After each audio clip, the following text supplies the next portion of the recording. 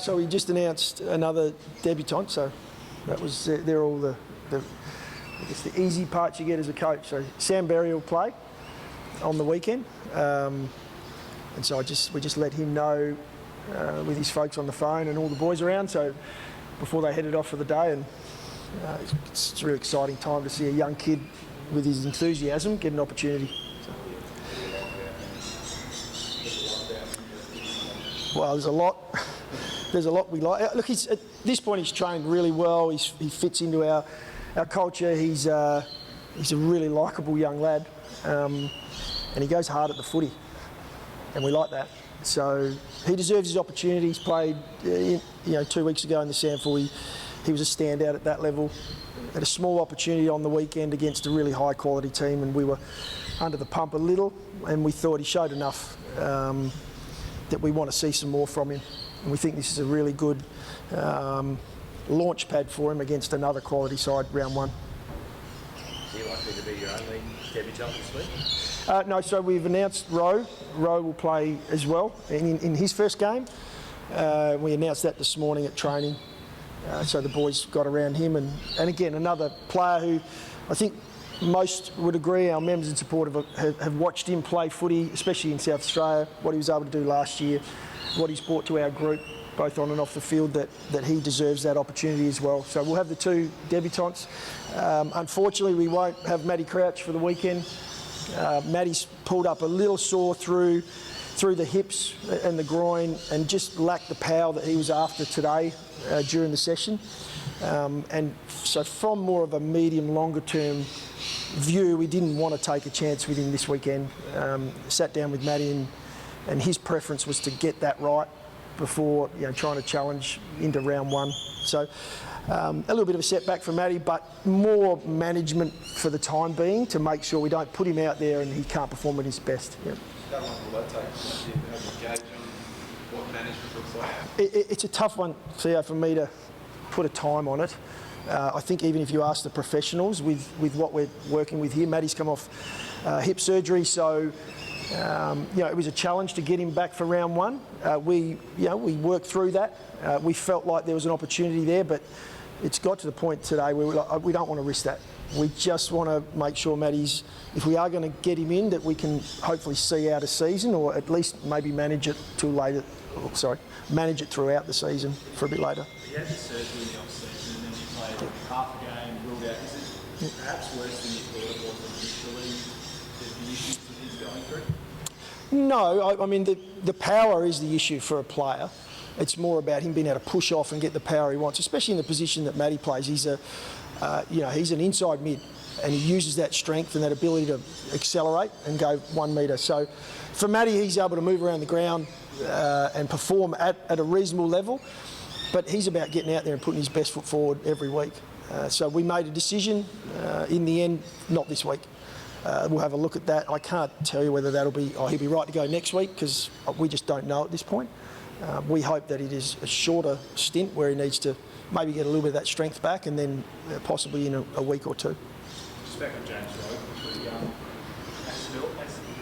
I guess, did you expect him to be around the mark in round one when he first drafted him? Because obviously last year was so impressive. And it seems like it's been a big all pre-season. Was it ever in doubt? Well, look, when we looked at him in the draft, we were confident that he could play at the level. Slightly more mature than the guys coming out, immediately out of the draft or out of under-18s footy. Had played footy at the highest level, had performed in big finals games. So we were confident that he'd play at the level. Are we surprised by what he's shown our group? No. So, I think as a coach or as a coaching group, we were reasonably confident that he'd push for round one. And probably a month or so ago, we thought, well, okay, we started to set our forward line around that. We haven't given him as many opportunities as we'd like to this point. Both games going up against a pretty strong footy side, we weren't able to move the ball the way we'd like. But I think when we get going as a team, which we're confident we'll do, then we'll see a lot more of Rowie as well. I know you're probably going to wait to get the full team tomorrow, but yeah. Where's Tom Hodgson at the moment? Because it sounded like he was getting things scared at one point, but then got and said he wasn't quite around the mark. Does he, I guess, sit in the best 22 at the moment? Yeah, so Lynch will play.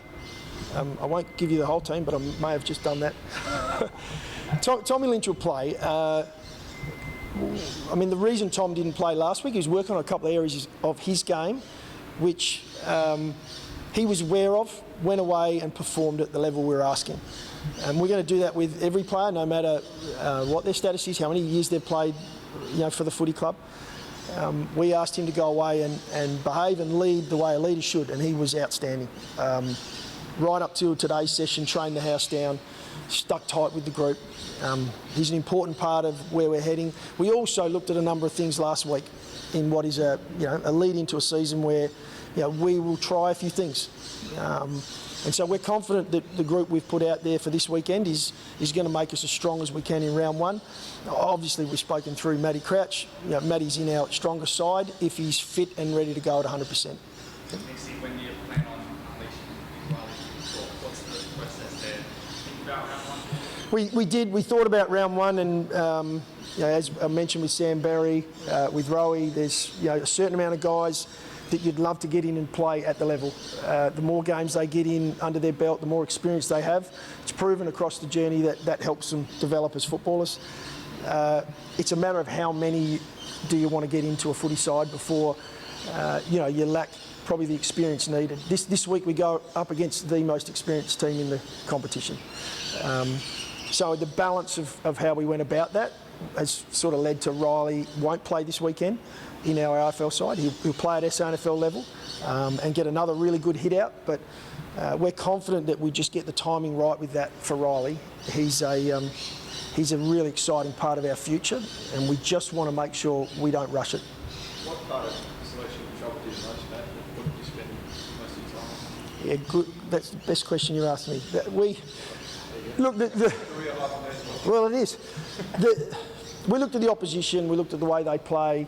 They really do control footy games. They're so experienced. They shape the ground so well. Most of our decisions were made around what we had ahead of the ball, how we were going to play that. Last week we got that, I wouldn't say terribly wrong, but last week we really struggled in that area. So that was really important this week, and it was the hardest position for us, trying to work out whether we went tall, small, what sort of pressure we needed in that forward line.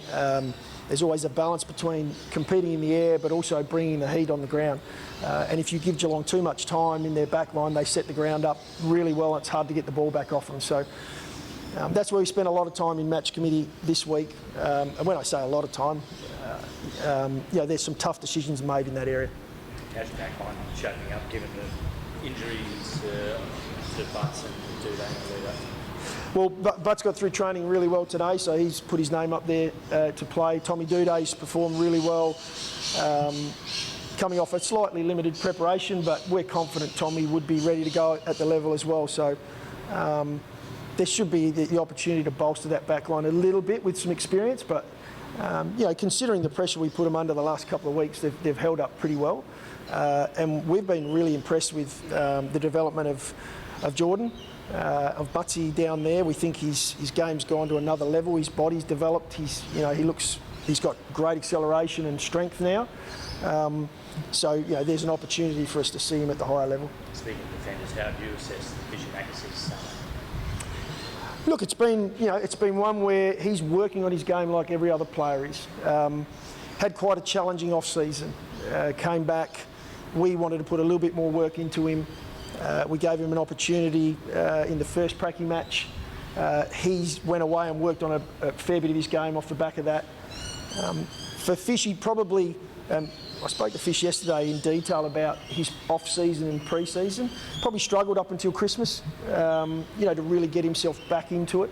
He's really enjoying things now, really in a good space. He knows the area of his game we're working on, which is that ability to defend when under pressure. And unfortunately, at the moment, we're putting all our backs under pressure. So I'm really confident that we'll get him back to his best. And when he walked in the doors when we drafted him, he showed some stuff that really excited us. So that's our goal with Fish. He's going to work, putting his head down, and he's a very detailed guy. So there's no question he'll get himself right. What about Haley? Is he likely to make his club debut this week, or is he a little bit further behind? I can't give you that one just yet. I've given you 2 debutants, so I would have given you a third if he was playing, but no, Jacko won't play this week, and we're just looking through some things with Jacko at the moment, just around body and whether he's ready to go at 100%, but we won't make that decision until tomorrow.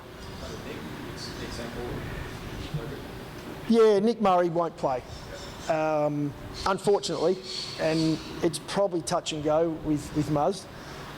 And you don't want to put a kid in for his first hit out on the big stage, off a interrupted week and a half. But he was going so well, performing really well against quality opposition. So for him, it's a matter of time. It was an exciting time to announce his opportunity onto our list. But we wouldn't do that to a young kid round 1 against Geelong. Although there's not many sides that you would do that to a player, so he won't play. In saying that, have you lost much sleep over the likes of Jeremy Cameron and Tom Hawkins on the forward line, given the injuries that Club has at the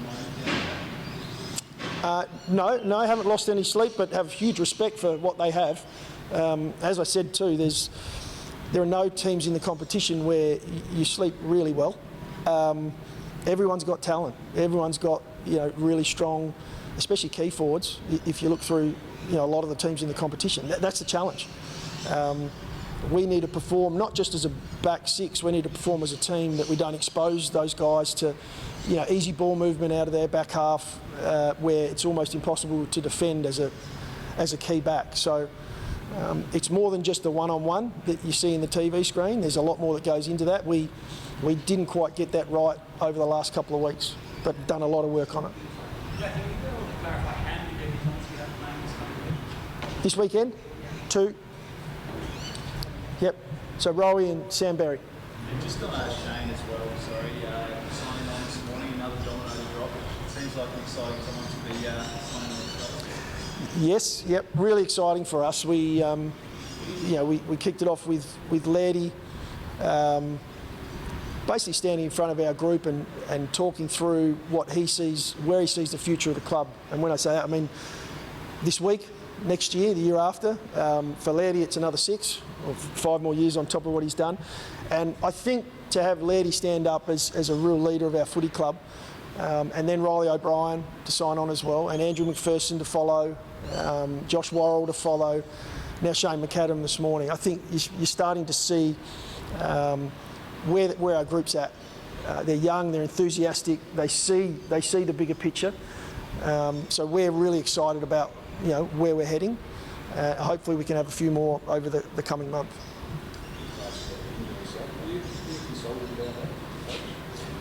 Yeah, we spoke through injury sub. It was recent. But in saying that, looking through what it is we're trying to achieve, the safety of players, for starters. I guess the equality of the game as well. If you lose a player early in the piece through injury, and the conversation started around concussion, we're really keen to look after our players and make sure that if a player looks remotely like they may have a head injury or a head knock, not sending that player back out on the ground. So that then came to a quality discussion when one team loses a player. Every week we have an emergency ready to go, sitting in the stands once the game starts. That player now has the opportunity to join the game from a sub point of view. Will that mean we'll need 2, another one in case we lose one in the warm-up? That's a discussion we're going through at the moment. But I think from a bigger picture, I think you can see what the AFL are trying to do here, and I think we're doing the right thing. Are you trying to respect the integrity of the rule, I guess, because coaches have been around for trying to make it. Yeah. Saying you personally, but Yeah. there's some old coaches around that might Worry old coaches. No, we will not exploit the rule. There may be some grey in it when we believe a player's injured and most likely won't play the week after. We'll have to make that call in a 5-minute period at the most, and that's probably the toughest part of the rule. Is if we make that call and then the player post game, it's not quite as bad as what the injury was first thought, and it's obvious if that's a player we don't want to lose for the next week, we'll have a conversation. Well, the player's actually available. That's a tough one, and I'm sure the AFL will look through that and they'll make the right rules around it. Are you relieved, or for lack of a better term, glad that the situation with Tyson Stengle's over and just the reaction to him no longer being in the club? Not the word I'd use, relieved. I'm disappointed that we lost a quality player, quality person. Tyson, we'll continue to work with Tyson and try and support him through this. But where it has finished, I think will be the best for both parties. Yeah. When was the last time you actually spoke to him? About a week ago I spoke to Tyson. I haven't spoken to him since the rules come through. And we will chat over the coming week or so. But we spoke about a week ago just to see how he was going, how training was going. And that'll continue. My support for Tyson as a person, that'll never wane. I'll always stay in contact. What does parting ways with Tyson say about the club's culture in terms of setting standards? Well, I mean, that's where we're going as a footy club. We have a certain standard that we ask players to come in and perform to. It's not. We're not asking too much with that. These guys are elite athletes. Unfortunately, that's how the game is. This is an elite environment, and you need to be able to perform at that level. Last one. We touched specifically on Shane. I know you said it first, but you asked. Oh, sorry, I don't know if I answered. I got excited about everyone else. Yeah, what excites you about Shane? Oh, everything. Shane, so we announced that this morning. Shane's going to sign for a couple more years. Just for where Shane's come from, and we talk about professionalism. Shane's a young lad who came into our system and really didn't know what professionalism meant, didn't understand the level that his body could go to, the way he could recover. So it's a credit to a young lad that he's got himself to the level he's at now. And we strongly feel he deserves an extension to his contract. I'd love to do it again in a year's time and sign him on for another 3 or 4 and continue to work with him, because he's a fantastic person. He's an even better footballer if we get going, when we get going. I think all our members and supporters, they enjoy watching him play footy.